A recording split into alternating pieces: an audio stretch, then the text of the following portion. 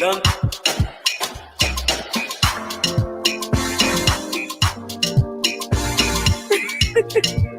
Yes, it's Fire friendly, fire friendly. If you not want betrayal, fire friendly, fire friendly, fire friendly. If you not want betrayal, fire friendly. Bombe oh, fire friend let me. Bombe jene oh, fire friend let me. Fire friend let me. Bombe jene oh, fire friend let me. Hey, see bestie, your bestie not sweet like my bestie. Your bestie la bestie, fire friendly. I say, see bestie wanting to happy. Fire friend let me. I hear them say they want me go. I say,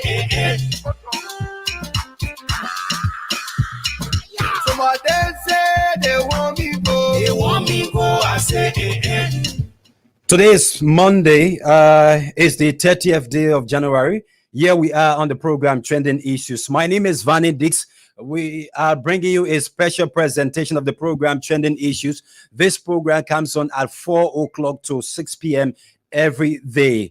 So this is a special edition. Today, President Weah is expected to address the nation by 4 p.m. We are told that he's going to be delivering his annual message, which is always coined the State of Nation address. Where is the state of Liberia at the moment? But before that, we're going to be having a panel discussion, doing a kind of warm up to the State of Nation address that is coming up at 4 o'clock.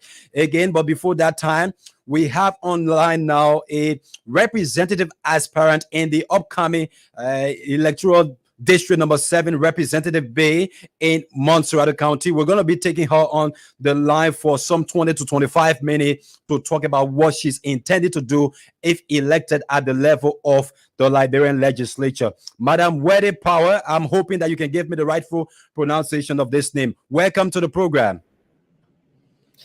Thank you very much, Barney. I'm happy to be here. The pronunciation is Wade Powell.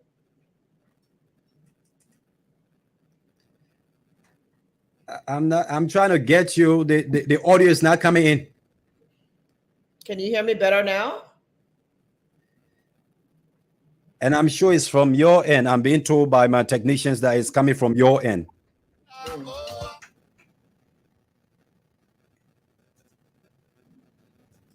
I'm not on mute. Okay. You're coming in live now.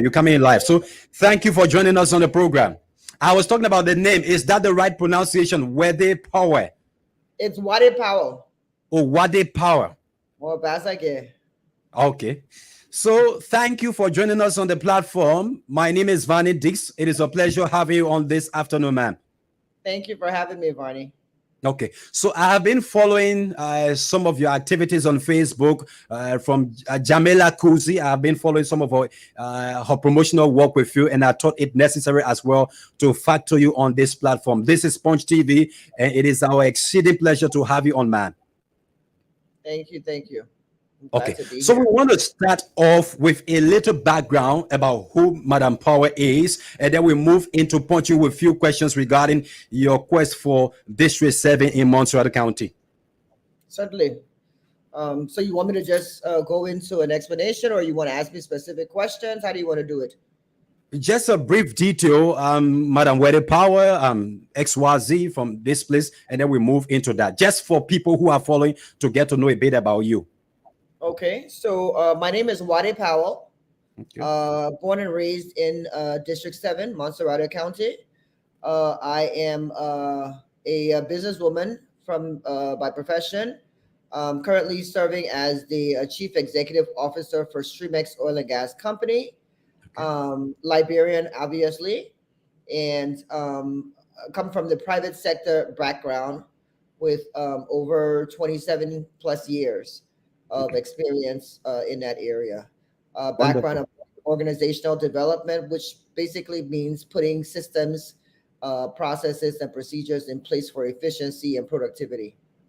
Madam Power, thank you so very kindly. Due to the time factor, we will just give you a few questions and then we take leave of you. But first, let me start off with what has been your intervention in District 7, Montserrat County over the years that may have stimulated this desire to you wanting to do more in the county?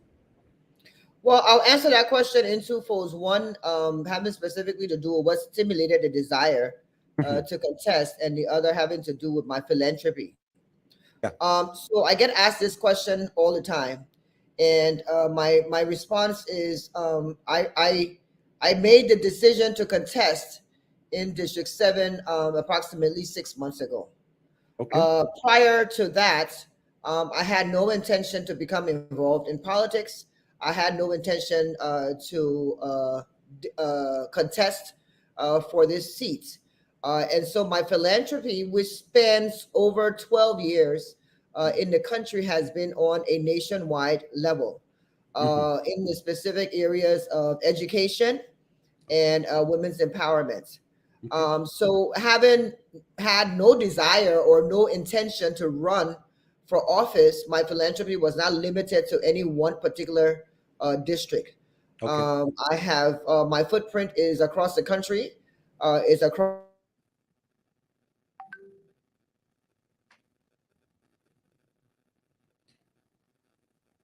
You seem to be coming in broken. Good afternoon.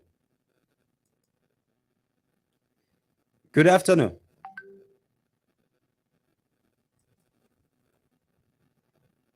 Good afternoon. Madam Power, hello? Good afternoon.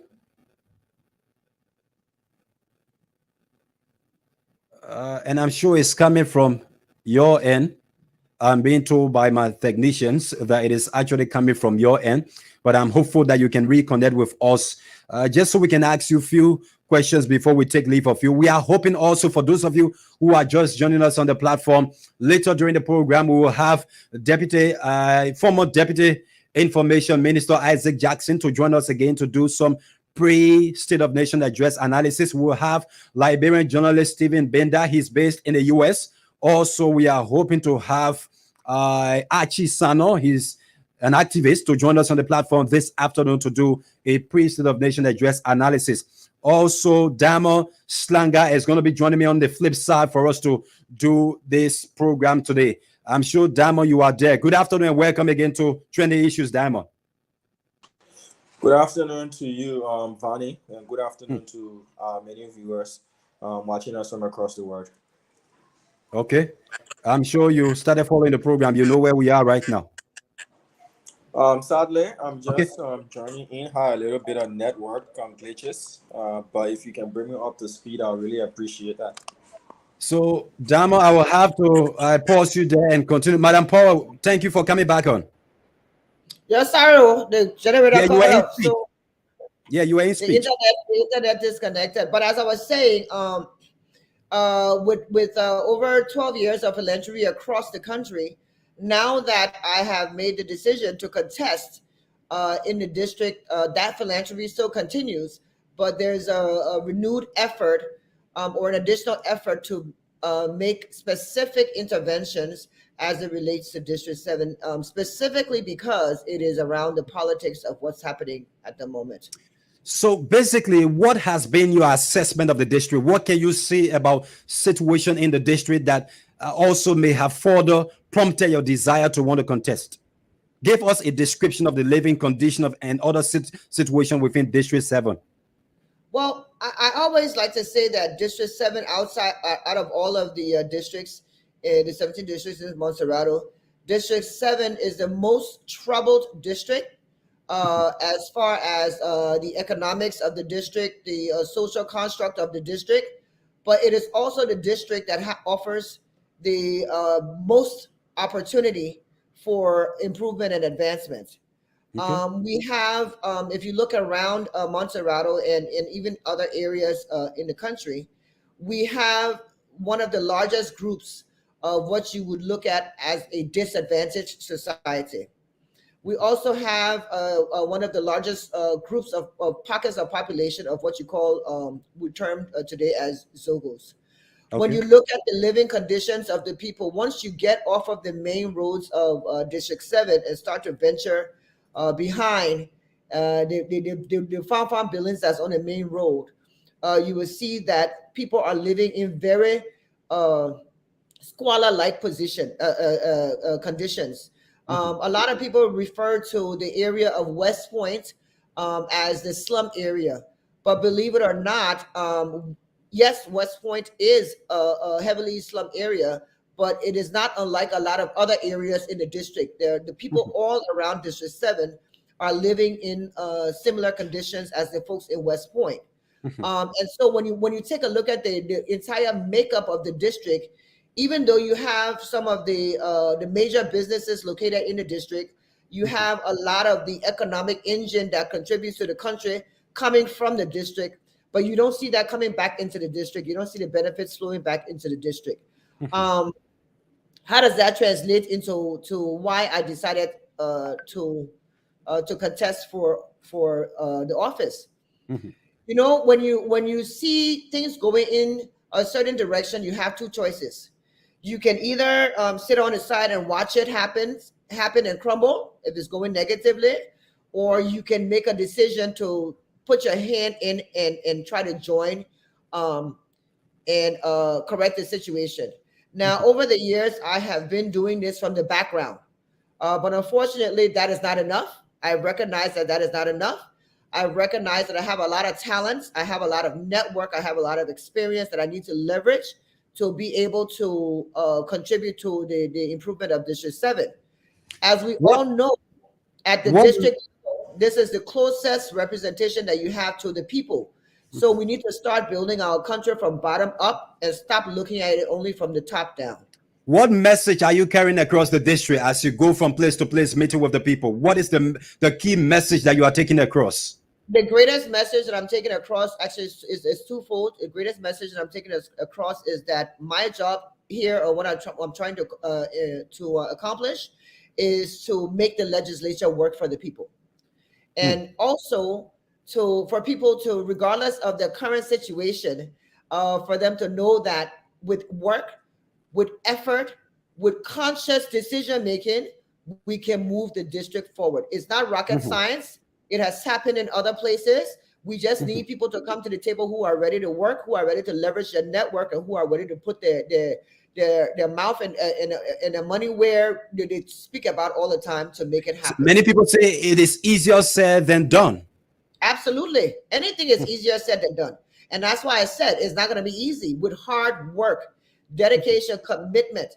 You see, I have reached a point in my career where, from a personal and professional standpoint, I've accomplished everything I set out to accomplish for myself professionally. So I'm at the point now where things are beyond just me. It's beyond just my family. It's extending to what is necessary for the country. And this is the time now for me to take all of my experiences and my networks and leverage it for the betterment of the country. And specifically, let me get your fair assessment of the legislature right now as it stands. What has been your view about the legislature, both houses, the upper and the lower house? The legislature generally has not worked for the people. And there are many factors leading to why that has not happened. We have some legislators who are simply not prepared. We have some legislators who may be prepared, but have simply made the decision that the work that is required to represent their people is too much. We have obviously the issues of corruptions. And then we also have situations where people have come into the legislature and met a situation the way it is and just decided to follow it because that's the way it is. You know, like, brother, you can say, that's not how we can do it here, or that's how we can do it yet. So some people come in and they look at the task of what it's going to take to change the mindset, to change people, to change the way that people are used to doing things. And they say, you know what? I don't got time for the other one. So I will just join the bandwagon and be doing their job and be doing it. When they're ready to change it, then we'll change it. When they're ready to change it, then we'll not change it. I come from a different school of thought. My entire professional career has been in change management, and I worked with some of the major companies, both in Liberia and outside of Liberia. Stremex, Vice President of Cellcom Telecommunications, which is now Orange, General Manager for Firestone Liberia, one of the major international companies in the country. And my track record over the last 17 years of working in these spaces in Liberia has been one of change, growth, and development. And so this is what I intend to bring to the legislature, and to be able to garner support from around the folks that are there now and folks that may be coming in 2023. Your platform, what do you have contained in your platform? Just a few of those basic items that you hope to be focused on if you should have been elected at the level of the legislature. Absolutely. Private sector development is at the forefront of my platform, because I believe that no nation can be built without the intervention and support of the private sector. And if we don't grow the private sector, government is simply not in the position and will never be in a position to take care of all of the needs of society. Women's empowerment is another issue that is high on my list. All my life, I've been in rooms that have been filled with men. And I had the desire to see more women sitting at the table with me. It gets lonely there sometimes when you're the only one sitting at the table with all the men. So women's empowerment, whether it's at my level, whether it's at the mid-level, the lower level, I want to see women maximize on their full potential. Education is another area that is extremely important for me, because where I am today is only as a result of a strong mother who focused on providing her children with education, which led to opportunities that brought me to where I am today. So education is another area that I will be focused on. Obviously, there are many more. I have a 10-point agenda, and perhaps sometime in the near future, I can come back on the show. We can discuss in detail what that 10-point legislative agenda is. But if I would say the top three amongst those are the top three on it. And of course, all of that is related to how we make the legislature work, the budgetary process within the legislature, how we source funding for our district and whatnot. Are they resonating with the people? I've been listening, but I want to know, same question as Vani, how well enshrined and entrenched are you in district number 7? Same as Vani, how well resonating is your message with your incoming constituents? Well, you see, the thing about messaging, right, or the thing about being enshrined or in tune with your constituents, you have to understand what it is that they see from their perspective are the needs of the district. And one of the things that I've done and made sure to do is to not just sit in my room and from the top of my head determine what is best for the district or what the district needs, right? So I have been in consultations with people across the district to find out what is it in your mind, in your opinion, you feel that is needed in the district. And excuse me, fortunately for me, across the board, these are issues, especially the three that I just spoke of. These three are issues that resonate with everybody across the district, and these are areas in which they want to see the district grow in. As to your other question, as far as how enshrined I am with the constituents themselves, I believe that I am conshrined with the constituents. Obviously, because I am now entering into a political race, I have to apply more effort to that, which is ongoing. And I think the true answer to how in tune I am with them, that true answer will be given on October 10th when the voters go to the poll and determine whether or not I'm in tune with what's going on in the district. There are some key issues that concern the legislature. I will hope to get your views on quick. One, the legislature in Liberia has been criticized for not being a body that exemplifies issues of integrity, honesty, and morality. Also, many persons are concerned about the take-home of lawmakers. These are two critical issues I would like to have your perspective on. Well, absolutely. Obviously, if everything was going well, and I believe that the legislature was functioning the way it was supposed to function, there would be no need for me to be running in this election. The primary reason why I decided to put my foot in the race, because I also believe that the legislature is not working the way it's supposed to work. Now, that is because of a combination of reasons. Integrity issues are a huge part of it. Corruption issues are a huge part of it. Capacity and capability issues are a huge part of it. So there are many issues that impact why the legislature is not working the way it is supposed to be working. Those are some of the issues that I would like to go in, along with other colleagues who may be there and coming in 2023, for us to try to start addressing the legislature and making it work the way it's supposed to work. Because at the end of the day, the legislature is the first branch of government. But unfortunately, we have seen a legislature over the years that has not behaved as though it was the first branch of government. These are some of the things that I intend. The issue of salary that they take home, remuneration. Many Liberians have cried over the years that it's too much for the kind of struggling economy that we have. Where do you stand? I absolutely agree with that. This is not only at the legislature level; it is also at the executive level. When you have a country where the salary disparity, and this is not a private sector, this is government.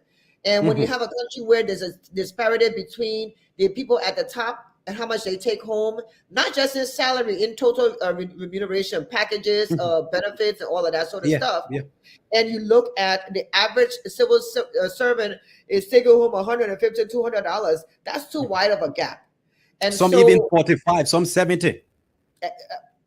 That's shocking, because we have a national minimum wage that is $150. So if anybody is taking $40, $50, $75 home, that's a civil servant. That's actually illegal. Sure. So these are all issues that need to be addressed. And at the end of the day, elected officials specifically are people that are put there by the people. And so you are there to represent the people. You are not there to represent yourselves and to reap for yourself. And this is why it's important that we start looking at people that we're electing to go into the office and looking at their own personal capacities and capabilities.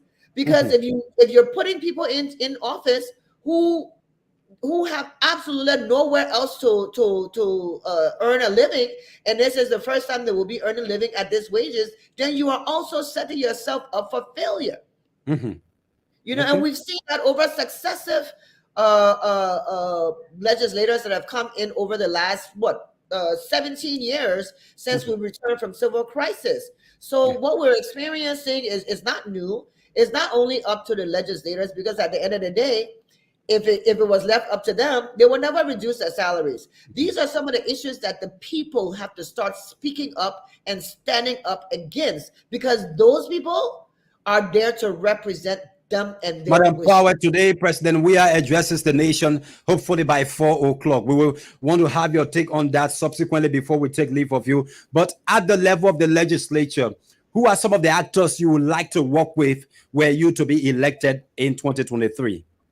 Have you spotlighted some? Yes, there are several people that I would very much be interested in working with.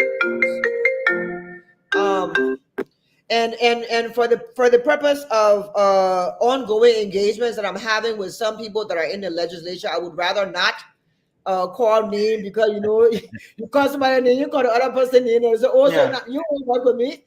But no, so like I mentioned before, my intention of going into the legislature is not to go in there and bulldoze, because I know many people who are in the legislature who may not necessarily be on board with some of the things that are happening, but they don't have the capacity, or they don't feel like they have the voice to change things, right? Those are some of the people that I'm looking forward to go and working with, people who are open to change, people who are open to really truly representing the interests of the people at the legislature. Madam Power, let me just come in there a bit. I listened to you on the issue of remuneration, and I want you to be clear, as we see this as a trend that is emerging in Liberia with incumbent legislators and those who are aspiring for offices as well.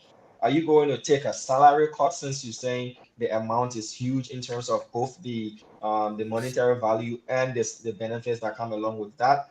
Or what are you going to do, since you are so against the huge sums of money our legislators are earning monthly?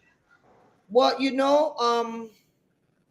it's unfortunate that even if I sit here and told you what I'm going to do, people have come before me and have made that irrelevant. They without going into too much detail, I will say to you that as a private sector person, someone who's been in the private sector all my life, the earnings at the legislature don't even come close to my current earning. So the issue for Mm. me at the legislature is not money. Okay. Um, am I going to take a salary? I will absolutely take a salary, whatever that salary will be. Am I going to lobby for the lowering of salary? I will absolutely lobby for the lowering of salary. But I can promise you this: whatever salary or benefits or whatever that I do take will go to the benefit of the district. Madam Power, before we transition to get your own thought on today's big event, which is the Sunan, what is that special message you would like to send out to your supporters that are following this platform now? There we can transition. It's like a PR question that I'm asking you now. What is that special message that you want to market to your followers? Then we can talk about your perspective on the impending State of Nation address. Well, I want to say specifically to the people of District 7, looking around Montserrado and the country at large, the people in this district, in my opinion, are, when they say the suffering masses, they all reside in this district, because what I've seen in this district is really suffering masses. And it's difficult to say to people who are suffering on the level that people are suffering in this district. It's difficult to say to them, keep hope alive. But I still want to say that there is hope coming. There is a future. I have turned my attention away from the private sector. Now I've done all that I can in the private sector to develop it. My attention is now turned on the district. And Okay. anybody who knows me knows this. When I put my hand inside something, my hand can move from there until the teeth fist. So I'm here. Are you a fighter? Are you a fighter? I mean, politically. Fighter that my middle name. Any kind of lay. Whether that politically or that businessly or whatever it is. When I put my hand inside something, I can't move from there until the teeth fist. So we President, okay. President Weah will speak today. I'm sure by 4 p.m. that address should be delivered to the Liberian people. I just want to have your fair thought on what kind of speech should the people expect to hear on today, and subsequently get your fair assessment of what you make of his administration over the last couple of years. Well, I can't tell you what I expect to hear, because I don't know what they put in the speech, but I can tell you what I would like to hear. I would like to hear the president address the issues of why people are still suffering the way they're suffering. Okay. I would like to hear the president address the issues of why we have all the waste in government spending when people don't have their basic needs being met.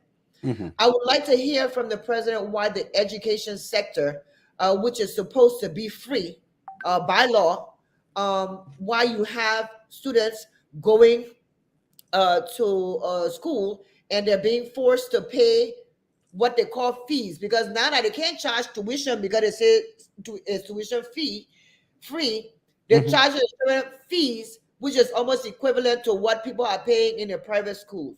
I would like to hear from the president, why is it that government schools are now in the business of profit making, in the sense that they are making uniforms, or that they are making compulsory for parents to buy uniforms at the rate of $25 to $35, when parents have the options to be able to go and make their own uniform for anywhere from 800 to 1,000, 1,500 Liberia. Why is it that the schools are now turning themselves into a business making entity? I would like to hear from the president, why is it that our education system is so underfunded?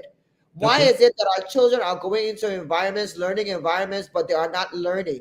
These are some of the things I would like to hear from the president. Am I going to hear from that? I don't know. When you sound like they seem as though do you have any plus? Have you identified areas where this government has made some significant strides? No. You don't see any? No. Madam Power, many are also saying this could probably be the last address as president delivered by Dr. George Manneh Weah. What do you make of this? Do you see President Weah returning January 2024, to give another State of the Nation address, or this might just be his last, since you haven't seen any positives at all? I'm not a soothsayer. An election like a cookie, it can crumble anyway. Obviously, you guys, I know everybody know I'm from the opposition. I'm with the CPP via the Liberty Party, so I'm actually making efforts to get Alexander Cummings elected. But at the end of the day, the Liberian people will go to the polls, and Liberian people will make a determination of whether or not they're satisfied with the living condition that they have today, whether or not they want a continuation of that, whether or not they want something new. Even in my situation in the district, even though we've had a lawmaker that everybody, even in the district, everybody says, this is a lawmaker that for the last 12 years has held this position, and we don't see anything for it. It's still up to, at the end of the day, the people to make their voices heard and to vote and elect who they want. So President Weah's return in October, or his removal from office, is literally in the hands of the Liberian population. And they will have to decide, do they want more of the same, or do they want a change? So now, I also want to say this.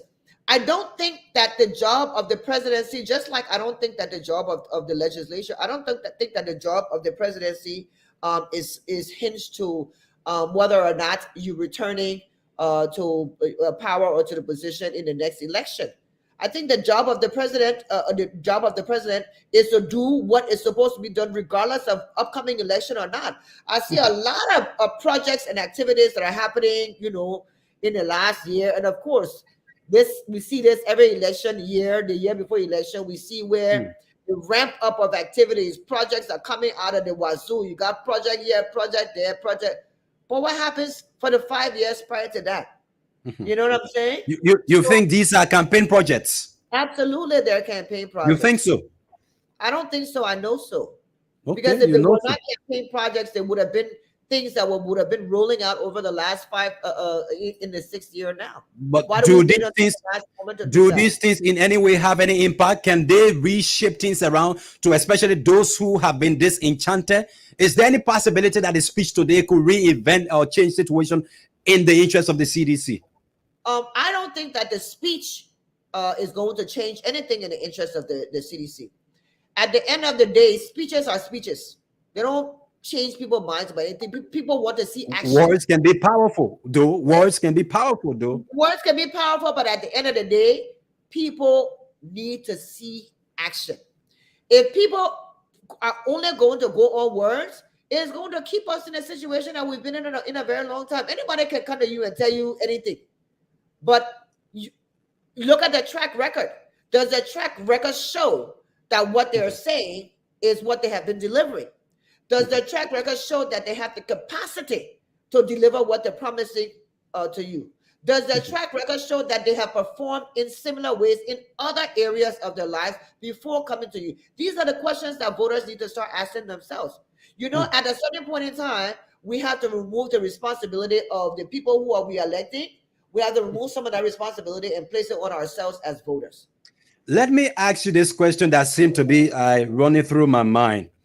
Over the last couple of weeks, there was a survey that was initiated by Punch TV, where we were in the field soliciting the views of Liberians, asking them if today was to be the election day, who would you vote for?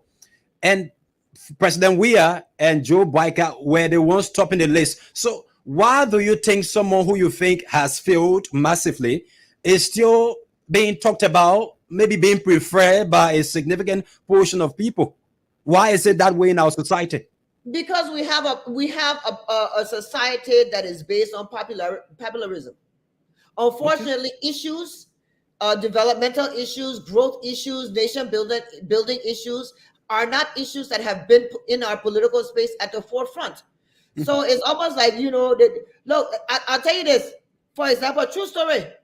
Some of my engagements I've had in the district, some of them is, I will vote for you just because you found. And so people vote for and support people on a range of different ideas. When we as a nation start to shape our politics around issues then I think that that's when we will actually start to see true development and forward movement in that space. But And that has to now, be based on the change of mentality of the people.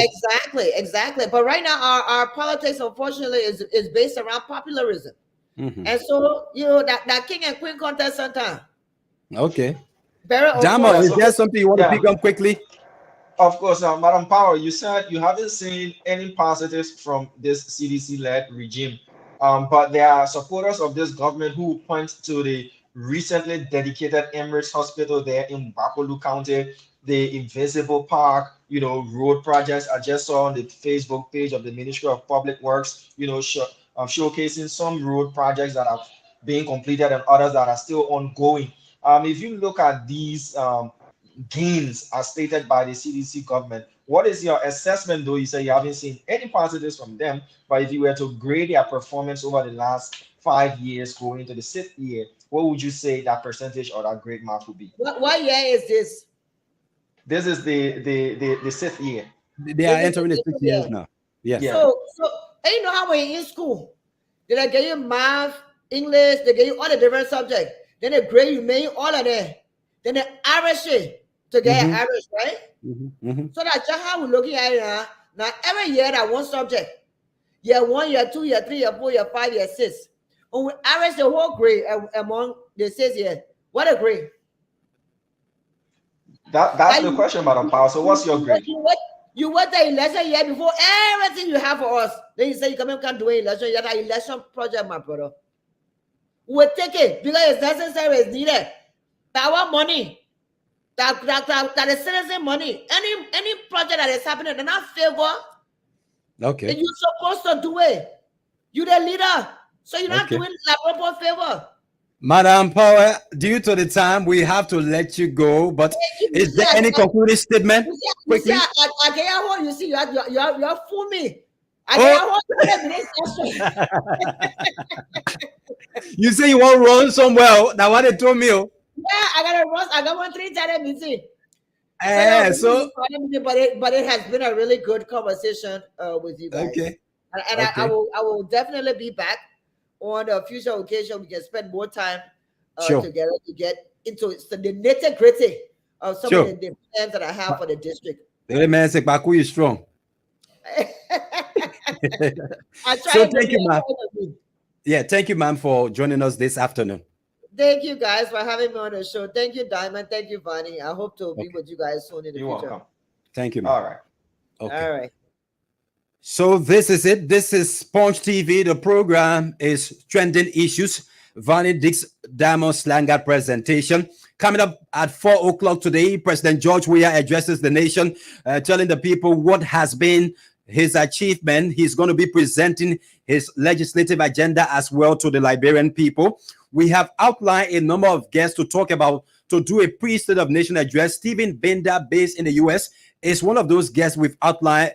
Eddie Jawolo just had me informed that he's been engaged by an international wires, and once he's done with that interview, he will switch obviously to us. We are making effort as well, frantic effort at that, to connect Isaac Jackson with us on the platform. Diamond, so I think we can have Stephen on the line. Good afternoon, Stephen. Good afternoon. Good afternoon, Vani, and good afternoon, Diamond. It's a pleasure being here. Good afternoon to you. Yeah, it's a pleasure having you as well. It's morning on my end, as a matter of fact. But it's morning. Okay. Yeah. Okay. So you are aware that His Excellency should be speaking on today. Let us first hear from you. There are two parts to these things. What would you like to hear, and what do you think he's going to be saying? Where do you want to start off from? I mean, firstly, I will want the president to first begin, instead of a nation address, with sincerity. And when I say sincerity in the sense that the president needs to tell the Liberian people as to what he hasn't done for the country, as opposed to what he has done. Often at times when leaders go to the Capitol building to present the State of the Nation address, the intent for them is to talk about what they have done for the country. For me, I want to see the opposite, because that's where the issues lie. Liberian people's eyes are open. They can see some of the many developments being carried out by the government. But I think what the country is interested in at this point is the challenges that we do have as a country. What is it the government is doing to bridge that gap that exists? Talking about healthcare, technology, roads development, infrastructure development, our diplomatic relationship with America and other countries around the world. Those are the significant issues I think the president should be able to hammer on today, rather than just coming to the podium as usual and spraying on the records political statements, and chanting by his supporters, slogans of Popo, so-called Popo agenda. Because if you were to go through the corridors of our country right now, you will realize the vast majority of our people are living in abject poverty. And so it would be a disservice for the president to come up there and try to sugarcoat things around here, talking about some of those mischiefs, I call them mischief development projects he's carried out over the last 6 years. And so I'm looking forward to a more sincere State of the Nation address rather than a political State of the Nation address. Stephen, do you think this is a statement that is going to be accepted by Liberians as something that will resonate with them? From there, Well, we have some items you will give us your thought on. well, the thing about Liberians, we are a resilient group of people. As difficult as things might be, we are noted for always striving through difficult moments and hard waters. But what Liberians don't like is for people to look in their faces and tell a bold-faced lie. And that's something most politicians over the years have done to Liberians. And I think it's about time they change that mindset, because guess what? If you continue to lie to Liberians that the country is okay, everything is on course, the state of the nation is good, and yet still the opposite, I guarantee you they will respond to you when they get to the ballot box. And this is a very critical year for everybody. And I think the government needs to look in the eyes of Liberians and speak to those hard issues. So look, I know you may not be happy with where we are. Yes, we made some mistakes. These are our challenges, and these are the things we are doing to tackle some of them. I think that would be a fair point to make, rather than saying, "Oh, the Roberts Field Road is on course. Oh, the country is electrified all over the place. Oh, Yeah. we now have road connectivity from this place to this place." When in fact, those are not reality issues. So, Stephen, on these key issues from security to corruption, issues of the economy and infrastructure and other stuff, let me get your thought first. What do you think in your mind is the state of the nation currently when it comes to the state of corruption? I mean, the country is in a deplorable state. Nobody needs to tell Liberians that. You can't go on Broad Street at 10 p.m. You'll be robbed. Mhm. You can't leave your car open for 15 minutes in the night on Ashburn Street or around the street for that matter. People are sleeping in darkness. The police is operating on a field regime. You call the police, even 911 is not even responsive as it should be. You call the police officer to effectuate an arrest. He or she tells you you need to pay transportation to get to the police station.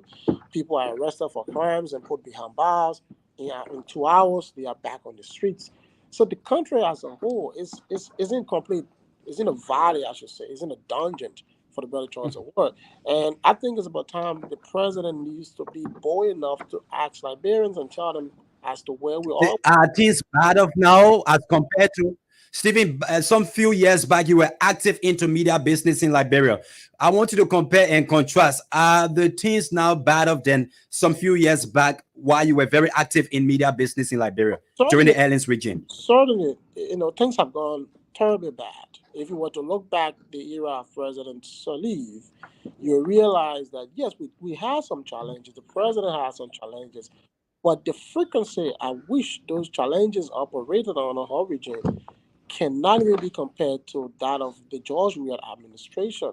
Things have gone way worse than ever before. Look around the country. You see the ministers in the government, they're all building skyscrapers around the place. The president started that campaign when he first got in office, building his own private properties while people are sleeping in slums community in West Point and quarters. The corruption, it's just outrageous.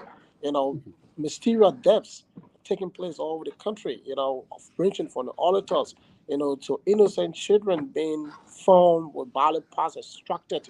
Yet still, the Justice Ministry cannot even give us a conclusive, statement on the cause of those deaths across the country. Talk about our diplomatic relationship with the United States. Just weeks and months ago, we saw a whole list of individuals being sanctioned by the United States government. That's a disgrace for us. Never did we see that under the regime of President Ellen Johnson Sirleaf, despite all of the corruption that was taking place at Nokar and other areas. The United States government had a solid relationship with President Sirleaf. For the very first time in our country history, we witnessed the importation of the world's largest foreign troops on our soil. I mean, those were extraordinary moments that we had. The president received a Peace Laureate Award. 2 Liberians were recognized internationally for their extraordinary work. You understand? Our debt had been waived. All of those gains, we saw that under President Sirleaf. But now, in weird term, all we're seeing is we keep going down the hill. As a matter Doesn't he have anything that is Mr. Bina, applaudable? I have a few questions as well when you're done addressing Vanny's last question. I have a few questions that I want to ask you as well, sir. Certainly. Yeah, so I was asking if the president doesn't, what do you identify as some of his successes? What can you applaud him for? I mean, successes, I would say those successes are all private successes.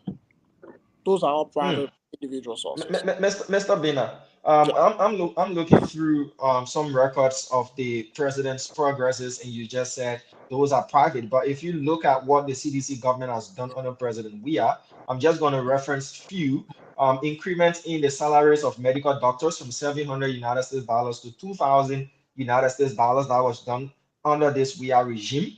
The construction of the Emirates Hospital, the 14 military hospital, also there under the Weah regime. 800,000 homes have been connected, new connections to LEC, as compared to the last time we did a survey where only dismal 3% of the country's population was connected to the national grid. You also have the CRSG connection. You have over 300,000 Liberian students benefiting from the government free tuition policy. There are tertiary institutions, and I could go on and on and on, including the president's famous declaration of paying the West African Senior Certificate Examination fees for Liberian seniors as well. If you look at all of these things coupled with road constructions that are ongoing, how then do you term these things as private when they're benefiting those in the public? Are they not? That's a pretty good question. But here's where I want to start first. Unlike Liberia, in the West, the country like America and other areas, when you want to grade a government, you don't grade it on the basis of them starting a program. You talked about the president increasing the salaries of doctors. The first thing, there are a couple of factors you got to take into consideration before you even get to the point of grading that administration. The first thing you want to understand, in the case of the doctors, how many doctors are benefited. As per the records, correct me if I'm wrong, the entire country, we don't have more than 3,500 doctors. We have a little over 2,000 doctors on the books. For a country of 5 million people, that's nothing. That's the first step. Now, move on to the next step. All of those things you just outlined, talking about university students benefiting, people being connected to the legislative grid, all of that stuff, they're just coming on. You can't grade the government for that. When you reach a point where the frequency is high, and when I talk about frequency, how long have those people been benefiting from those programs? If those individuals that have just been connected to the power grid and they stay on for the next 1 year, 2 years, 3 years, then you can say the government has done something good. But when you just connect 50,000 person to the LEC power grid and you call that a success, I don't see that as a success. Because guess what? You can put 100,000 people online today, and tomorrow morning, those 100,000 people can start to complain of no electricity. We've seen that over the period of time. People are connected to power, and in the same week they are connected to power, they go off. Just the other day, the president said, University of Liberia, he was paying, it was a free tuition institution. Everybody was running around the place, applauding the president for his great efforts his government has made to making University of Liberia a free school. But guess what? Today, that story has changed. So do you consider that as a success by the government? It's not a success. The same thing with the wire payment. The president claimed that he's paying wire fees for people.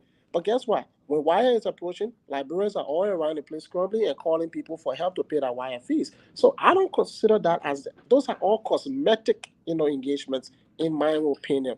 And the only way you can grade a government has been successful in those programs if the frequency is high. And when I talk about frequency, you got to run, consistently for over 12 months. Then you can grade. The CDC government in just a follow-up, Vani, just a follow-up to what Mhm. Mr. Bina said. You give the doctors per citizen ratio in Liberia as approximately a population of 5.1 million to little over 2000. 2,000 doctors. But mind you, it takes these doctors at least 4 to 5 years to get training, if I'm right with the years, to become medical doctors. And this is not a problem that was brought forth by the CDC government. We already had a low percentage of doctors to citizen ratio in Liberia. Those who are already in the system and those who are aspiring to be doctors, isn't that encouragement enough that that yes, a government has brought in place a policy that takes your annual your monthly salary from 700 to 2,000 a month? Isn't that progress to say, okay, you have 800,000 households now connected to the national grid? Isn't that progress when you look at the government's record of completing over 620 kilometers of urban and community roads that were impassable before by citizens? Coming to your frequency question, when you are able to make these things happen, don't you classify those as progresses as well, sir? Unfortunately, I won't classify them as progress. You know why? I'll tell you why. When it comes to education, for instance, when it comes to healthcare, those are universal rights.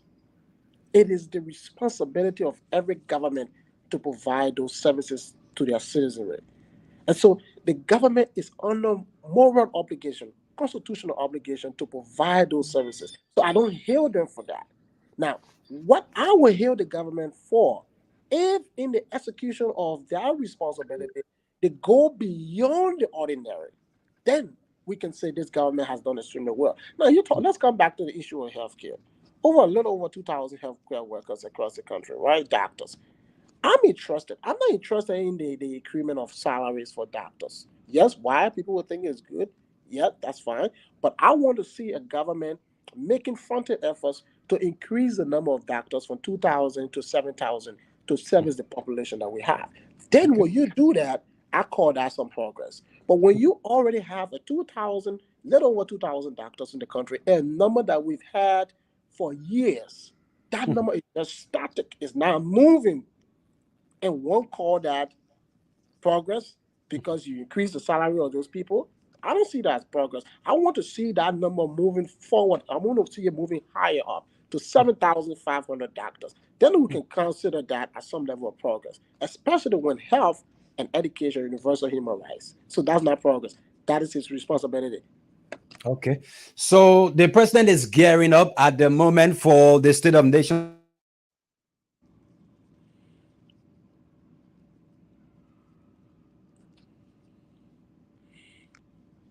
So Vani seems to be having some issues with Yeah, his network there. yeah. So we'll continue until he gets back on and we can continue the conversation. So back to the anticipated State of the Nation address. Do you see this as the president's last as president of the Republic of Liberia with elections pending come October 10th? I mean, certainly that's what it is. For me, I consider this as his last State of the Nation address. And I will hope that he should use the opportunity to thank the Liberian people for giving the opportunity to be their president. Because I'm not sure after this State of the Nation address, he will have the opportunity to speak directly to Liberians.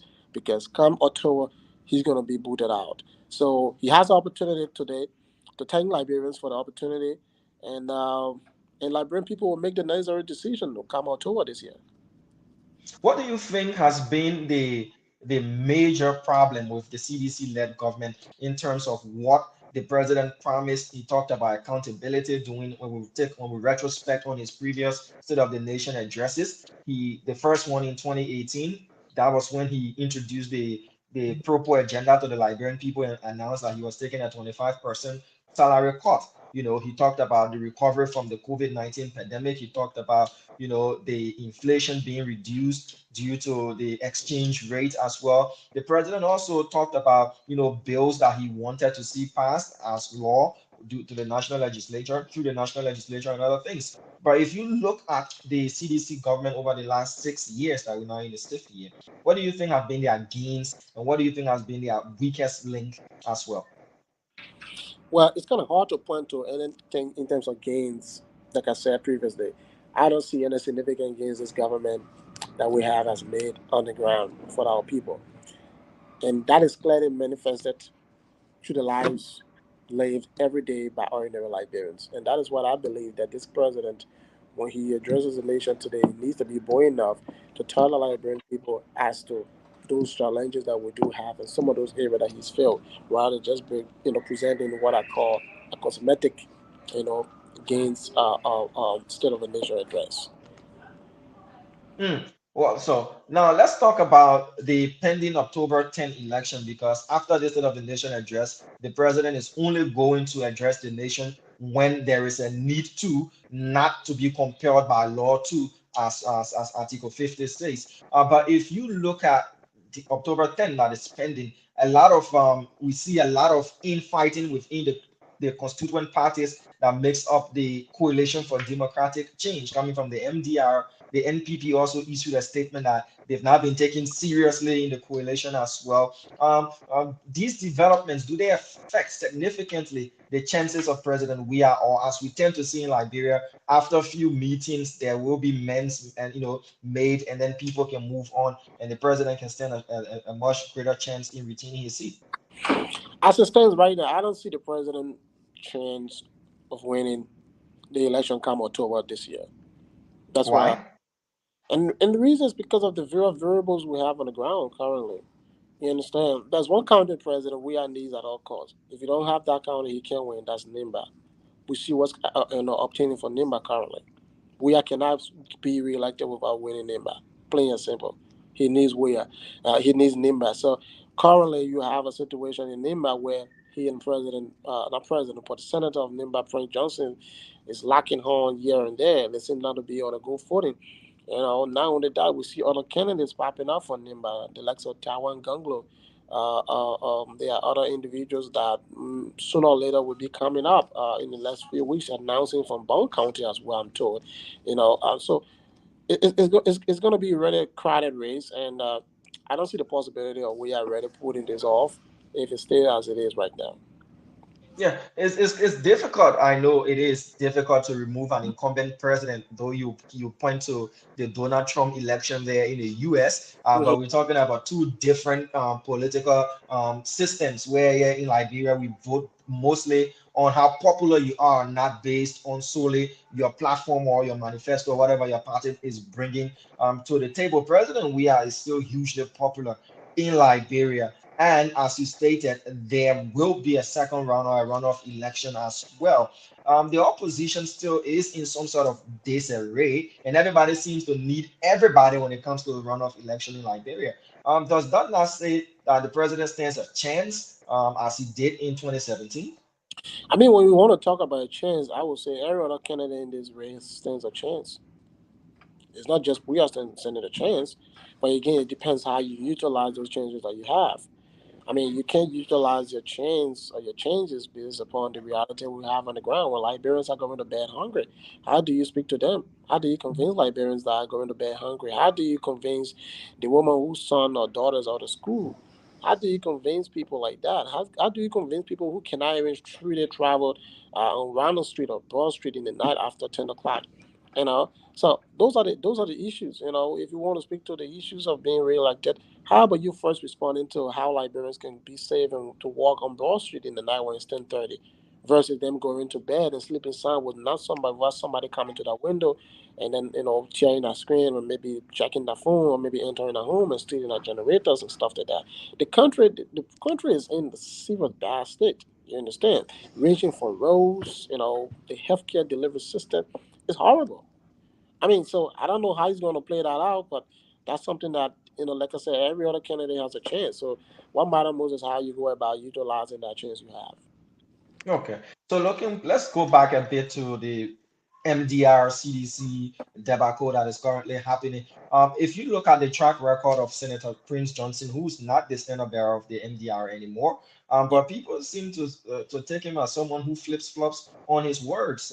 How instrumental is Senator Johnson to the re-election bid of President Weah? We know he's got Nimba County under lock and key, so it seems he has delivered Nimba County on several occasions as well. But you mentioned Tewon Gonglo and others who are emerging. But is Prince Johnson still a significant force in Liberian bodily politics as well? That the president Obviously, and his party should heed to his obviously, demands.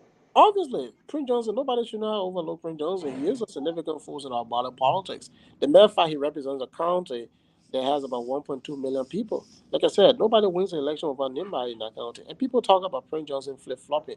I can't remember when was the last time he flip flop when it comes to politics, especially declare his support for a candidate.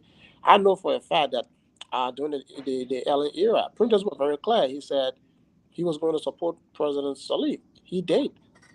He did support President Salif against George Weah. Now, when George Weah ran against Bishop Boyka, he was very clear. He said, "I'm going to support George Weah," and he did. He flirted with Boyka for a bit prior to Yeah, pledging his support to George Weah. no, those things happen when you are into the negotiation stages. You understand? This is where we are right now. Prince is into a negotiation stages. He's holding meetings with a lot of political parties and candidates around the place. So, I mean, the fact that he holds a meeting with Boyka and maybe tomorrow morning he announces for George Weah doesn't make him the flopper or whatever you call it. I mean, he just been decisive in terms of knowing where he wants to stand.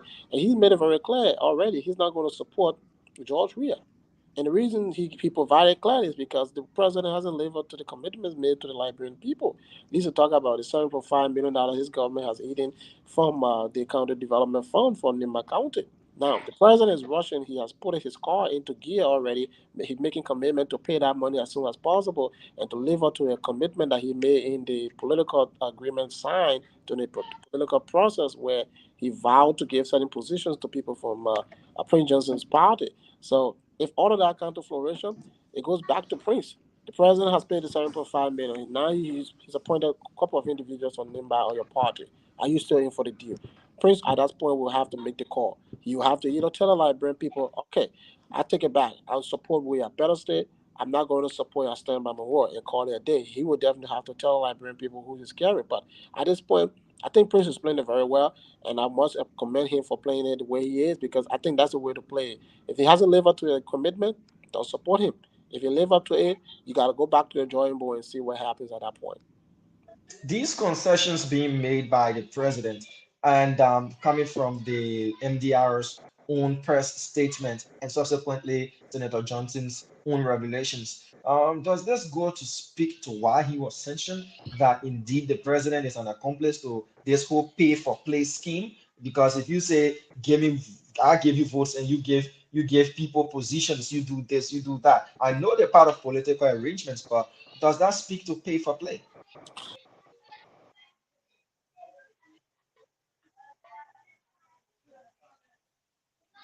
Mr. Bina, I'm not hearing you, sir.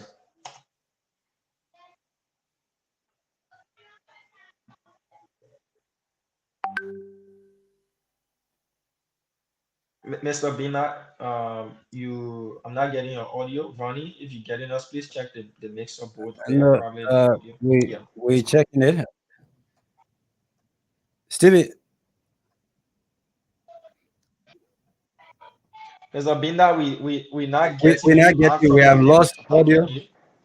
We've lost audio, your audio.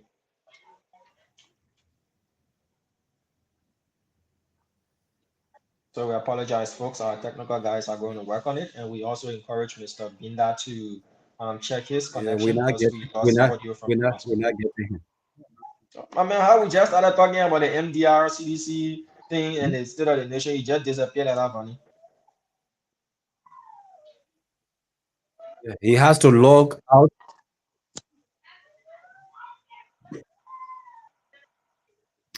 Yeah, it was a technical problem from my own, and I was also surprised to have seen you people still going live, but it was coming from the studios. Okay. So we've got roughly 14 Damo, minutes you getting me? to when the yeah, I'm getting you loud and clear, Vani. We've got roughly 14 minutes Damo, are you to getting when me? the yes, I'm getting you, Vani, and I can hear you loud and clear. Hello, Damo. Yes, I'm hearing you. So you,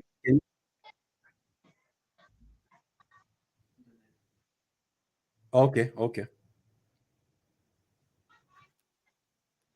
Binda, welcome back.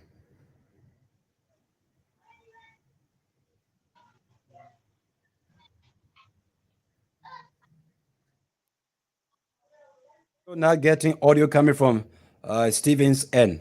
But Damo, are you getting me as well? Yes, yes, Vani, I'm hearing you loud and clear.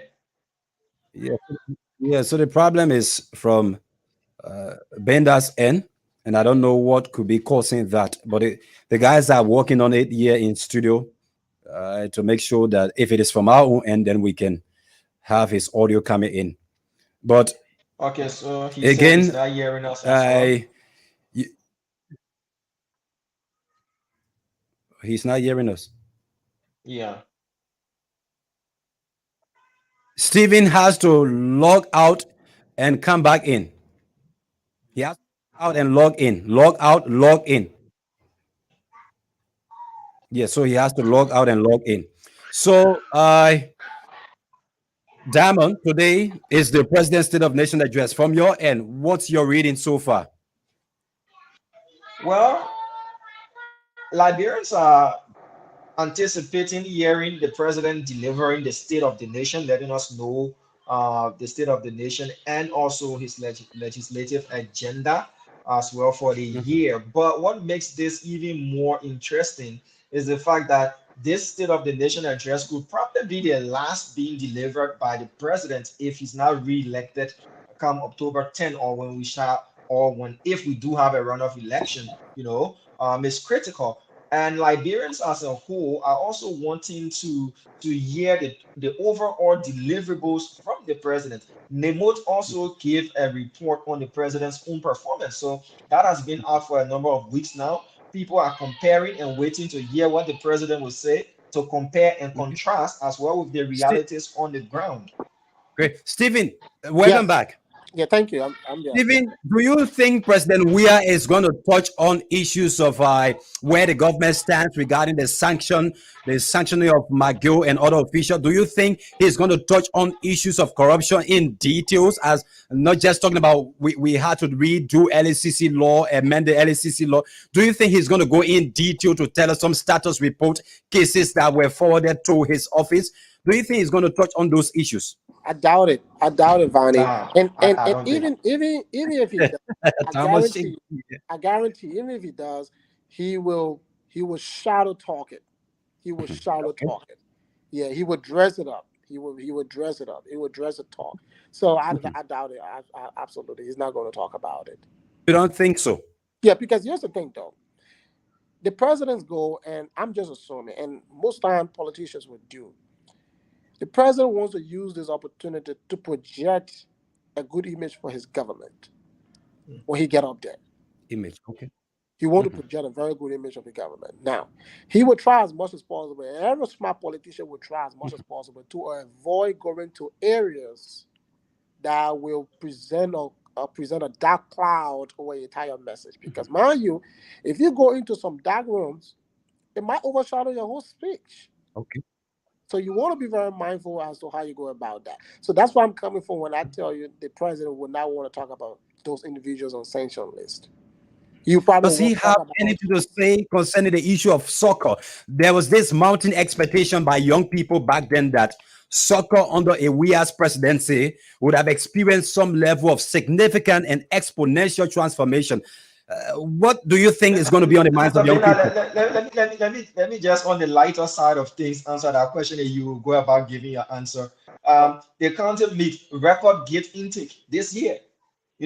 Is that not a significant gain when it comes to soccer sports in Liberia, Mr. Diggs? The county league just reached the highest gate intake ever in its history. So, Mr. Binda, it's up to you to continue the rest. I mean, the thing about it, yes, get into is good. Damo, do you agree with him?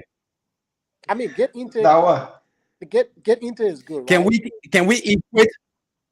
can we equate game intake to transformation in soccer in Liberia? That was just a light side of things, Mr. Diggs. I'm not equating that as a significant gain. I'm just saying if somebody wants to boast us it because the games were well Stephen, planned go and ahead. well Go ahead. organized. I That's mean, why. if somebody wants to equate the get intake as a significant gain, it's up to them. That's their opinion. But I don't think that get intake can be equated to that of development. You understand? Remember, a couple of months back, the same Summer Kayando Sports Complex was banned. Remember that? So now you're talking get intake. How about you improving the soccer pitch first? We got banned by FIFA. We had to go and spend additional money to bring the pitch up to international standard. I mean, you have a sitting president who is a ex-soccer star, and your pitch is getting banned right under your nose. That's a slap on your face. And so I don't see that as gain, absolutely. Unfortunately, I don't see that as gain. I think And he hasn't also the issue of football academies across the country, opportunities for those who are playing in the LFA League, where you see folks from outside scouting players, local based players. All of these things were expectation of people, Diamond, back then. Yeah, but also, Mr. Diggs, we have to look at what has the president done, to improve access to sporting arenas across the country. Look at Tusa Field, they did the remodification of Tusa Field, and today they play LFA games there. Look at the Invincible Park. It's a recreational center that you go to. Is to also facilitate sports. Our senior national team, they've practiced there. We've had county teams practicing there, and most recently the West Point, sports page and what is happening there at PHP. So in terms of providing the facilities, the We Are Led administration to some extent, they've provided the sporting facilities now. Talent development is a totally different thing. Okay, let me put it back to you. Dama. And I'll put it back to you this way. How many persons, to the best of your knowledge, normally benefits from the both pitch that we have? You mean the Invincible Park and the Tusa Field that I mentioned? Yeah. A lot. I cannot quantify the number. I cannot give you a number. Give me a rough figure. If I were to give you a rough figure, I'll give you just the Invincible Park alone over 500,000 persons within 3 months when it was open, because that was like the hottest spot in Liberia to go to. People are training there, people are exercising, people are playing football matches, a lot of things, basketball. So let's assume 500,000 persons go to the both areas, right? How many Liberians do we have in the country? Everybody cannot go to the same place at the same time, Mr. Very good. Very good. So that's where I'm coming from. Monrovia is not Liberia. You don't build a park in Monrovia, and because people go there, a few handful of people go there, and you call that development. That's not development for me. That's not what you call development. Yeah. Because I guarantee you, that park, even with the number you just provided, which of course I doubt it, but I would give it out like that. If you have 5,000 people visiting those two facilities, it's going to break down soon. The toilets will go down soon. The pitch will get a problem soon. You don't have a maintenance plan in place for that. But when you have those centers built across the country simultaneously, what it does, it minimizes the pressure on one venue. But it's like you have a hospital, which is JFK, and the whole country goes to JFK. Guess what? The doctors and nurses are going to be burned out because they cannot cope with the number of patients that you put in. And so sooner or later, the facility will break down because you don't have that capacity to hold and treat every other person. So for me, I think he's not. Again, what the president is doing is just what I call cosmetic development. He's just trying to just showcase these structures, make it seem like he's doing something good. When in fact, the vast majority in Maryland County is not. How many kids in Maryland County will not have the opportunity to see a pitch? Some of them don't have the opportunity to see a pitch. We'll talk about a morning, So basically, from my end, I feel,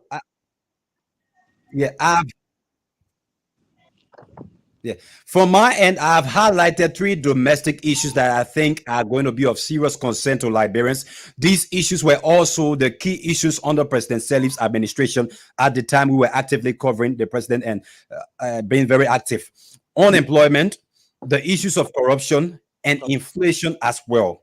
So, President Weah took on office, I believe these are the key issues he's going to be judged by in the October elections. These are the issues most on the minds of Liberian people.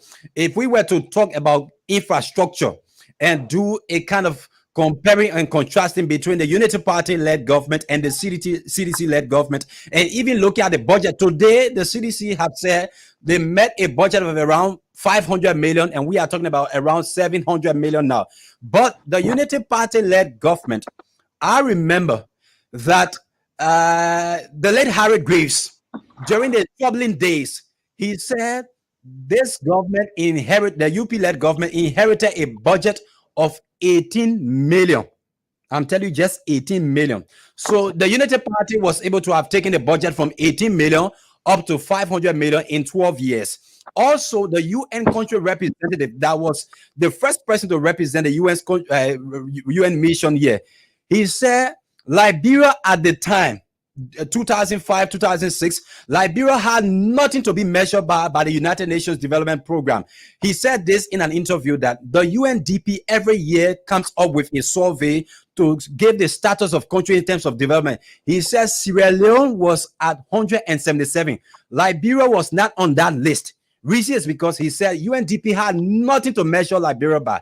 So it was from 2006 when the Unity Party led government constituted all of our public administrative issues, from the PFM law to the GAC and many other issues that were set up. And then you start talking about attracting donor fundings. We saw the HIPAA period moving up to the 12 years of the Unity Party led government. So we as like UP inherited virtually nothing. And then in 12 years, judging them by what they did, and then comparing it now with the CDC led government, for me, these three issues are going to stay be at the top. I don't know what you think about this, Stephen and Diamond. Inflation, the issue of the economy, as well as corruption.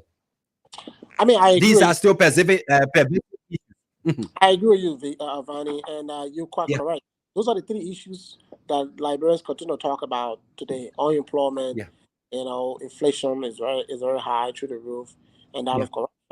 And I guarantee you, every time we go to elections, those three issues always play out. Those three issues always determine who becomes the next president. So this year is no different year. Obviously, those three issues will play out. And corruption, we've seen it, in broad daylight under the We Are regime. But coming back to the point you made, when President Sali took over, you're quite correct. We literally had nothing. There was no system in place. She had taken over at a time where we had just come from crisis. You have warring factions all over the place. Those guys were all desperate for jobs. And she made a commitment. She said, look, my first term, my government is going to be a government of inclusion. And so what she did was she brought everybody on the table to work together. And the first term was very successful. She said, I'm going to electrify the city of Monrovia. She didn't say I will electrify the entire country, like George Weah did, which of course he didn't. He lied. And he just said, I will electrify the city, the capital, in 6 months. And true to her word, she went to Ghana, negotiated. Next thing we saw, the polls being planted by Ghanaians. And that year, in 6 months, Monrovia had lights on Broad Street for the very first time. And the kids were playing on it and jubilating. And that was a very remarkable moment for everybody. But in the case of Weah, he said he's going to electrify the entire country. But fast forward, when President said he left the country, she left the government with a system in place.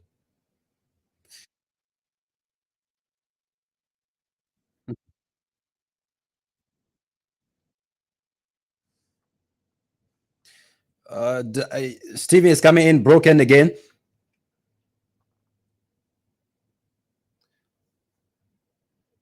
Damo, are you getting Stephen? No, I'm not getting Stephen, but the problem seems to derive from whenever you exit the studio and you are back. There's an issue with Stephen's connection as well. His connection is stable, but we don't get his audio. So I don't know if you're having difficulties at your end there, if there are some technical hitches happening at your end. The folks in the studio are working on it, but I was off the scene right now to see how we can connect with our reporter there at the legislature to give us update as to what is unfolding. We need to update the public on what's unfolding there, and then hopefully we can join folks at the Capitol and get the president's message delivered today for Liberians to follow. That's why I had to go off shortly. Okay. Stephen So I've is heard we're making backstage. strides in getting updates from the Yeah, from Capitol. the Capitol. Yeah. So basically, Stephen, go ahead. Yeah, so as I was saying, when President Salif left the country, she had left a system in place where we had to take over from. She left a solid, Sure. the Anti-Corruption Commission that was once headed by John Molu, that was a very attacking door institution. Those guys weren't playing at all. That institution was there, even up to the point where this guy came in, Robert Kibley, those are world-class auditors. Those are world seasoned CPA holders. So the auditing firm of the country were very solid. At some point in time, even the Auditor General, John Molu, he went south with the president. The guys weren't joking when it comes to corruption. Yeah. You understand? They were very, very vicious on individuals in the country. But today, it's the complete opposite. It's either the powers of the LDCC has been taken away, or they try to restructure, the GSC and all of that stuff. So corruption is nowhere, to be talked about. Let me come back to Diamond. Diamond, when the president took office, prior to taking office, he highlighted the concern and the interest of the people. But the very year President Weah took office was the year we saw him erecting condominiums in different parts of the country. Was that a true representation of a... So Vanny, just as you were, ending your question there, again, we've gotten technical issues. Your network seems No, to be you are dropping. back. Vanny, You are back. Okay, yeah. So to answer the question whether it's a proper, if it was a proper representation of the wishes and aspirations of the people as per the president, constructing his condominiums or his mansions, if you want to put it that way. The answer came from the protests, and other things Personal that were properties. held. Yeah, those protests and everything that were held in the country, I'm sure they pointed to how the people felt, whether or not they were ably represented. But again, supporters of the CDC and government officials came about saying the president had close to 80 something $million after he stopped playing football, and he had money, but all he needed was financial security. He didn't feel safe, doing the early regime, a regime that he rated 80% in terms of performance, but he didn't feel safe in constructing those properties. But only in his presidency tenure, he felt the safest to have done that. But again, the representation, answer comes from how Liberians responded to those projects when they were unveiled to the public, through sources as to what were happening. Stevie, do you agree with Diamond's I mean, position? I don't buy into that defense by the president or his supporters that the only reason why he couldn't invest in the country was because he never felt safe for his investment. Mind you, this is the same president who, over the period of time and over years, has always boasted of investing heavily in Liberia. He built a mansion back then on 9th Street. He built another property in Rehab where he lived all through his years. So the question goes back to him. Were he comfortable when he decided to erect those structures at the time? Was it not safe, or was it safe then? You understand? More precise, if you want to take up an argument to say, okay, now I'm the president, the country is safe, I can invest my money. Mind you, when you build these, structures, they are there to last for between 50 to 150 years. You're not going to be president for the next 150 years. You don't know what's going to come after you. So the issue of safety is not something that you want to even talk about after you leave office, because perhaps you might think that you're safe or your property is safe or you're president, and they might not be safe after you leave office.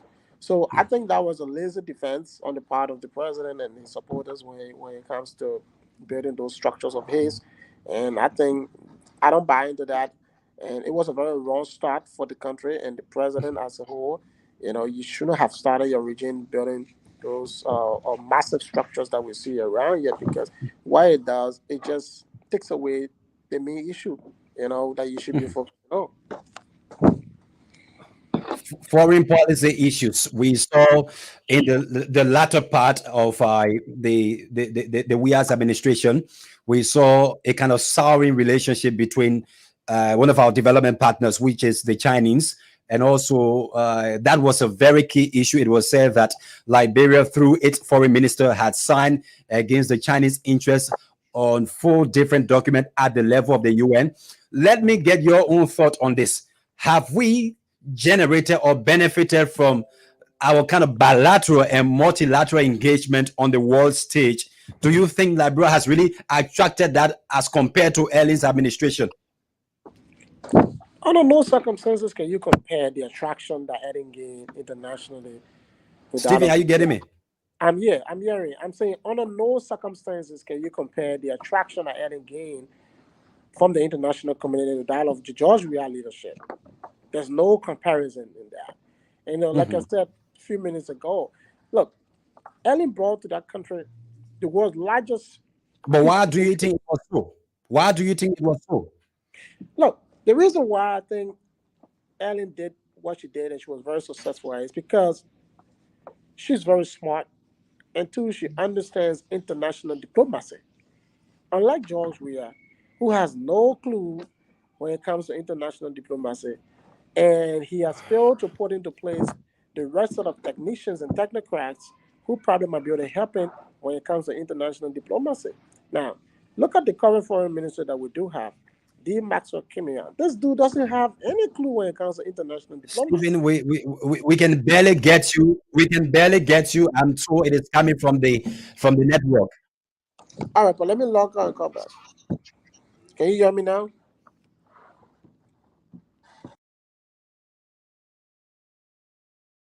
I was hearing Stephen loud and clear, so probably the network there at Punch House is giving issues, and we need to sort that out. Training issues. We are also trying to establish communication link with our reporters there at the Capitol building, so as we can join the State of the Nation address as it's being delivered by His Excellency Dr. George Manning Weah. As law, as per the Constitution, the President must address the nation on the 4th working Monday. And, because we had the first Monday in this month being a holiday, so hence the president was unable, to address the nation on what would have been the 4th Monday. So hence it's happening today as well. What do we expect the president to say? That's another thing. But we do know key points that he will be touching on as he's giving the State of the Nation as well as his legislative policy for the year as well. Vani?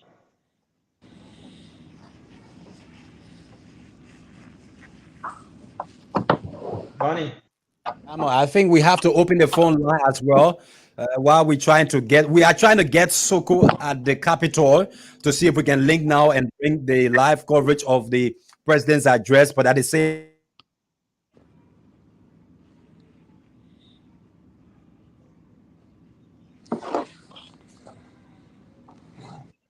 So folks, Fahim is really having a tough time with the network today. And we're also trying to get our crew there And at the and Capitol. and Diamond, Yeah, go ahead, Mr. Bina. talking about the glitches, we are experiencing from the internet. This goes back to the government again. The government, for me, I will keep saying this. I wish they can really invest into technology. Look, technology right now is leading the world. That's the driver course. right now. You understand? Go to our neighbors like Ghana. You won't experience this at all, and it's sad that Africa's oldest republic, yes, somebody will say we have the fiber optic cable, but what is the purpose of it? How is the fiber optic cable benefiting Liberia when you cannot even hold a 5 minutes conversation by this medium and as well as experiencing glitches? The internet sucks in the country. It sucks. Yeah. Yeah, But I guarantee also you, has got he will talk about it today. He will talk about how the internet or the technology sector is booming and blah blah blah. When the fire isn't. So I agree. This feels like America. I was on one of the trips to Riverside County doing the president's tour, and we went to certain part in Riverside County. I'm not going to mention the name because somebody prominent in government, hails from there. I don't want it to sound like I'm wish hunting a person or something like that. So, and for the entire night we spent in our place, there was no network. There was no network connectivity. And Yep. we went to another part of Riverside. The president was like, ah, finally, thank God I got internet on my phone. I can be See? able to, access my messages and all of that. But it speaks a lot if only a minute portion of the country has got access to internet, which is also a human right because it gives you information. We don't go to the public libraries anymore. We do almost all of our research work on our phones and on our other devices. So having internet connectivity also helps a lot when it comes to education because you don't expect students in other part of Liberia where there is no to zero or little network connectivity to compete on par with students in urban Liberia, even though we have 40 network lines and all of that. But you can easily make your research, you can easily be able to get different ideas. It brings a lot to the table when there is network connectivity and internet connectivity as well, because Yep. then you can explore new ideas. You Yep. can know what's happening around the world. You can know how to invent. You can learn a lot using just the internet alone. So again, it comes to the lack of real market, competitive market in Liberia. It's of late that you find companies are springing up. I'm subscribing to an internet service provider. When I tell you how much I've paid and I'm not satisfied with the service, you wouldn't believe it because I've been asking my friends overseas, how much do you pay? How much do you pay? How much do you pay? But then again, if we had a lot of competition, where there are a lot of companies and the LTA is more concerned as to what service is being provided to Liberians, and we are being charged so much in terms of tariffs, there will be some level of improvements because I pay $95 a month for my package, you know, and there are issues with the network. But where is the regulator to know that okay, if people are paying this amount of money, we'll pay regular visits, we'll do surveys, we'll find out how the services are, if people are not exploiting our citizens and all that kind of stuff. If we have more companies providing better services, the prices will definitely drop. So that's another thing for the private sector to look into or for the government to look into and invite more companies to come. It's not necessarily the government providing internet as LTC is doing, it's about And going into a public-private partnership, like, for more companies to come in and give them the services that they need to be able to provide this basic necessity to Liberians. You can have current regularly, you can have water regularly. These are yep. basic things that we need. How do we get these things going? It's not everything that the government should do, I mean, I privatize agree. these things. I agree. Not everything the government should do, but the thing about the government is on obligation to provide a safe environment. Yes. Nobody will want to go and spend the money into a system or a country that is not safe, that is corruption free, and all of that. And that's what I keep hammering the government at, because the government hasn't really provided that environment. And the only reason why you think I believe strongly they would not want to provide an environment to make sure that Liberians are easily and are made happy by the provision of these services is because some folks in the government are benefiting from the current, distributors in the country. They all have kickbacks, and they get they get they get compensated by the operation of these current companies. So any attempt for another person to come into the country to open such a business, that person will be, rustled, and the person will definitely abandon that request. But when you live that monopoly that you have, because the whole country right now as it is, we don't have two telecommunication networks. You Hmm. either with Lunstar or with how you call it, For Circle Orange. or Orange, so to Mm. speak. Whereby in other countries you got like 12 different networks. Talking about internet in America, I pay $45 a month for my internet in my home. You understand? And on my phone as a whole, I have unlimited access to internet. I don't even think about internet because every time I have internet 24 hours. I have limited access to internet here. So those kinds of services, and it's so convenient, so cheap because why? I have options. If my provider is charging me more money, I just got to move on to the next guy who is next door who's charging me far less than what I'm paying right now. You understand? There are people who get internet free of charge and the government pays for it. Those people who don't have the means to work, those people who have children, and people in the interior parts of our country, the government needs to provide free internet for those people because that's what is done in other countries. Nobody should be struggling for internet, and technology is a big thing right now. Right? That's So what it is. I think we have Vanny back. Vanny, what's news from our connection there with our reporters at Capital? So very shortly, we want to get what is unfolding at the Capitol to get it on the screen here for folks to be watching as well. Then we also we want to do an analysis as well, perhaps after the president's address. But we are doing everything now to connect with the guys there to have what is unfolding at the Capitol on the screen for the viewers also to watch what is taking place at the level of the Capitol building. That's good. That's good. Okay, so that's an update. So Vanny, we were just having the conversation concerning network connectivity issues, the right to information. Now we're in the technology age. We're not in the archaic age anymore where you go for books and all of these things. All of the books now are ebooks, and having access to internet data is life, is also now part of the basic human rights. You need to have access to information. Freedom to information, or freedom to information is a human right as well, fundamental human right.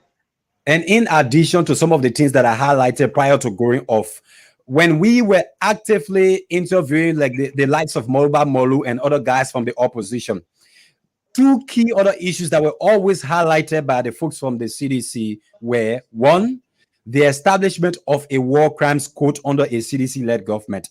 Secondly, the CDC heralded the need for the diversification of the Liberian economy, wherein we have been heavily reliant upon rubber and iron ore, which have been our key export commodities. The CDC, while in opposition, had promised the Liberian people that there would have been diversification of the economy in the sense that agriculture would have been prioritized. We would have seen the issue of industrializations, the issue of producing things in Liberia. But hey, 5 to 6 years down the line, what have we seen?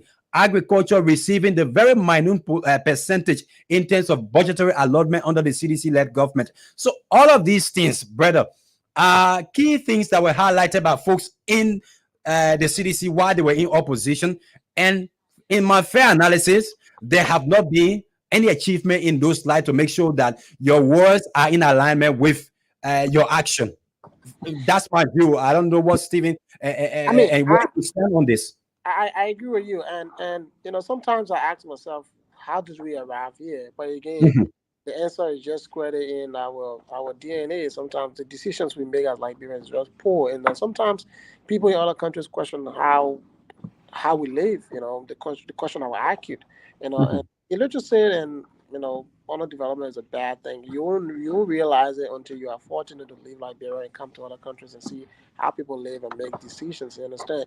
I remember months back, I was appalled, as a matter of fact, when I saw the president and his government running with a very huge publicity stunt on the donation and the installation of a DNA machine at JFK. Yeah. And everybody was at the program and making presentations. UN had donated our DNA machine to the government of Liberia, and the government was so happy. I'm like, are you freaking kidding me? A DNA machine? And you think that's development? Do you know how much it costs for a DNA machine in America? It's $10,000. A government cannot afford $10,000 to buy its own brand new DNA machine. That you have to call a whole press conference for the presentation of a used DNA machine by UN. Come on, guys, man. And also the issue,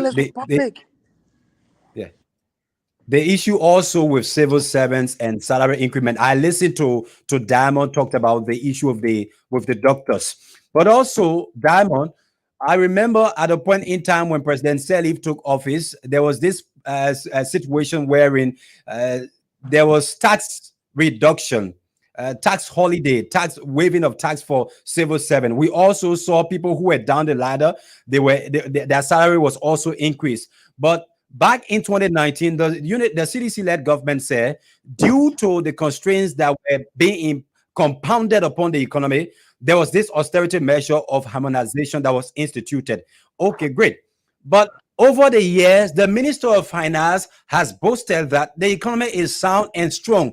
Why haven't we seen a restoration of those salaries that were taken from civil servant? Because you can't have civil servant working for 6 years and you have nothing to boast of. You work for 6 years and you can't buy a land. So you are we're trying to make sure that we get what is unfolding at the Capitol building, in the joint chambers of the legislature. Like I said, our folks are there making sure that we can have this on the screen for viewers to watch. But again, that's it. Civil servants have been strangulated over the last 6 years since you harmonized their salary. The Minister of Finance have said the economy is strong. Where is the evidence being reflected in the take-home pay of civil servants? It is not happening. But where we see appointed officials over the years, they are well positioned. Let us put it that way. They are well positioned. These civil servants are facing constraint of paying rents. The issue of they being indebted to folks all in the communities. These are the basic issues I think His Excellency President George Weah is going to be judged by. You can't have a leader whose vehicle, the engine is beating day and night, and the people have been constrained to be subjected to abject poverty over the last 6 years. This, in my fair view, are the measurement, the barometer by which President George Weah is going to be looked at in the October election. And on today, as he addresses the nation, I think these are the issues that are going to be strong on the minds of the people. I mean, Vanny, you're right. I remember quite clearly when President Sirleaf had her exit interview. There was a question posed to the president, and she was asked, "Madam President, what is that one thing that you can point to that you wasn't able to do as a president during your 12 years rule in Liberia?" And she pointed to the fact that she said, "Look, I failed to unite Liberians." And when the president said that, I think at that point in time she was very truthful, because the country was still heavily divided. Are we still divided today under George Weah leadership? I think we are even more divided than we were months or years back.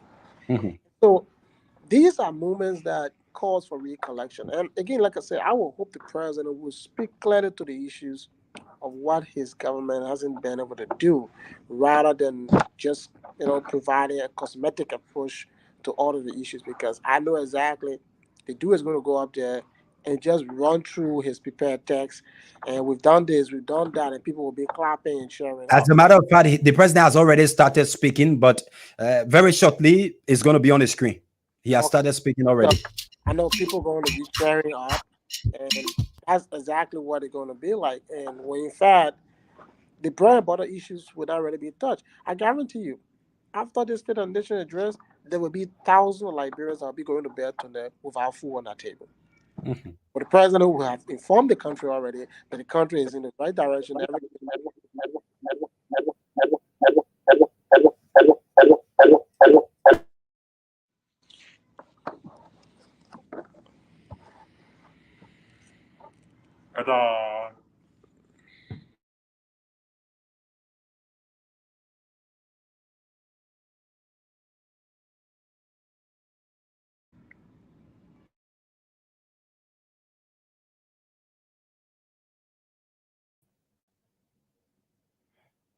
Stephen, are you there? Yeah, I'm here.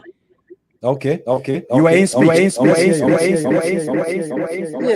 I was saying, I'm hoping that the president will be very truthful to the Liberian people in telling them exactly our own challenges that we have as a country and what is his government doing to address those challenges.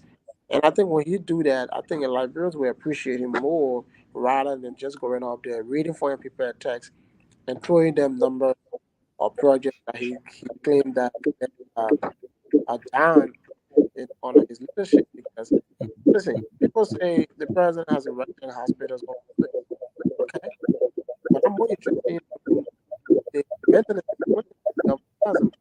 How do we have the budget?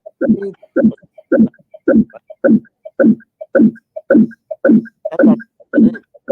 Hope you do that.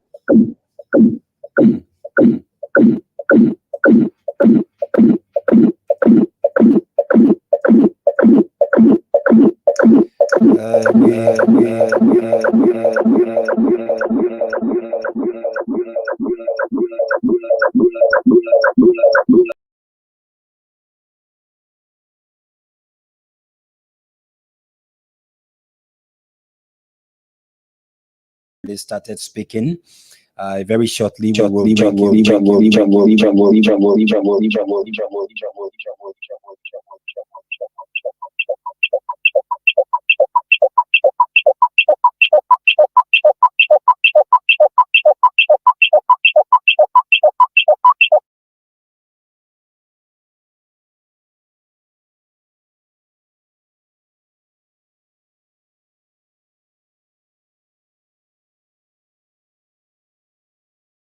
of the nation.